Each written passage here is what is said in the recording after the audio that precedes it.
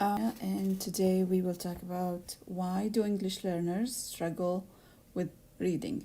The book is written by John Hoover, Leonard Baca, and Janet Klinger. The chapters of the book are 8, and they are talking about different things, how to distinguish between language acquisition and learning abilities in general among English learners, the multi-tiered system of support, and learning abilities, disabilities, methods, reading methods, special education, data-driven decision making, and the last one is the conclusion, which has a good advices for the teachers. This book is a summary of what an educator needs to distinguish between language acquisition and learning disabilities. The themes, applications, recommendations for teachers here are really effective, and they are helpful. The book is arguing that knowing the background of students is an essential piece in teaching them. Also, there are many factors that will participate in learning the language. The others are Hoover, Baca, Klinger.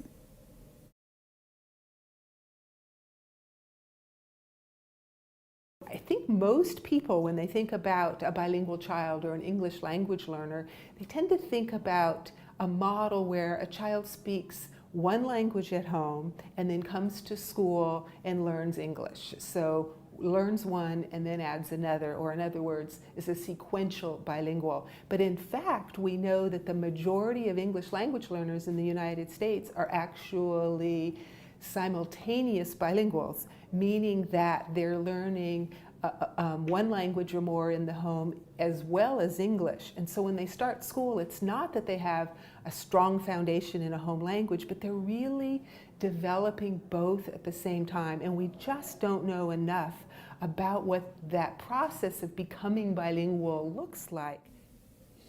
That was the main author of the book, and as you can see, she can tell you a lot about ELLs. She is a well-known researcher and professor in Colorado. This is the second edition of the book. I think for her, she was more present in the first edition of the book. And I searched more about her and her work, and she is an amazing teacher, an amazing researcher. The other researcher is Mr. Hoover, and he has a background in special ed, and he works with ELLs and teacher preparation for teaching English language and other diverse learners with and without disabilities. And I think this is where our dilemma and our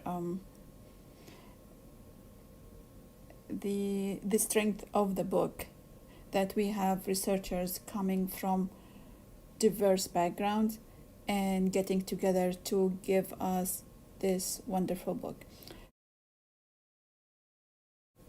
Dr. Baca is a bilingual person, and he is a guru, I think, in ELL teaching, and he is a great help to understand more about the best way to teach ELLs.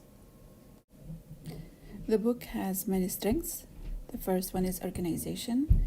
The chapters are well written, and chapter A is summarizing the book and guide the reader to focus on certain points. I'd like to show you some of the graphic organizers that are helpful to learn more how to help the students. They are amazing, and they are easy to understand, easy to use, I know 2 weeks reading the book is not enough. I want to apply these strategies, these tools. I want to put some names next to these graphic organizers so they can help me to understand better my students.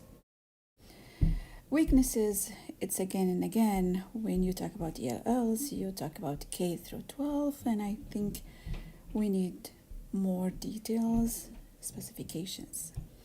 The conclusion in this book is giving us themes and multi-tiered system of support, universal screening, progress monitoring, formal assessment. What I liked most is providing the reader with practical applications of suggested interventions. So they are providing the teachers with instructions and different methods to help different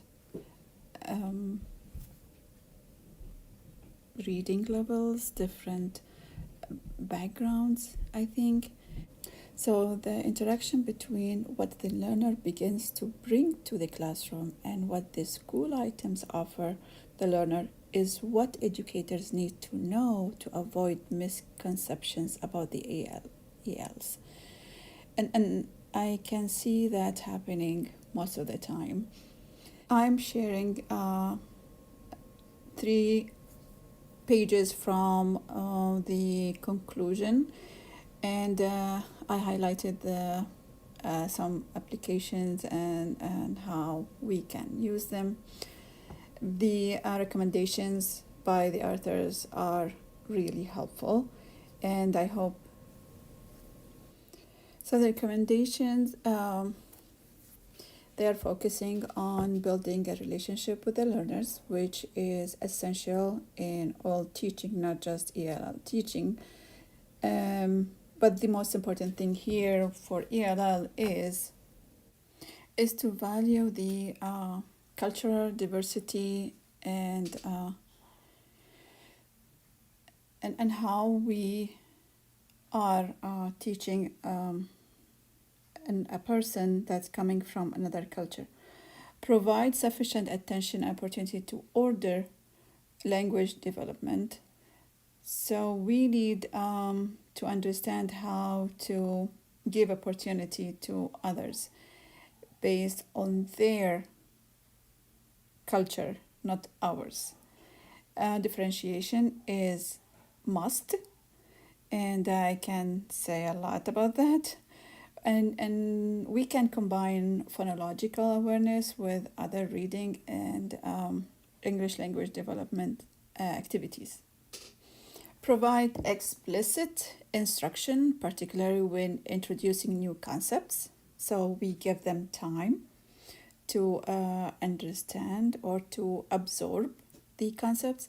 Provide explicit vocabulary instruction to facilitate reading comprehension.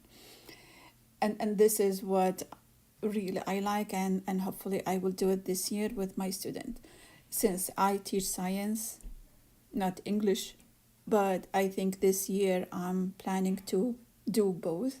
So the everyday vocabulary that they are using or they need, and the science or the content vocabulary that they need to understand in science. What they value here in this book, and this is really interesting point, that the kid can learn, or the student can learn in his or her first language, and we can get benefits from that.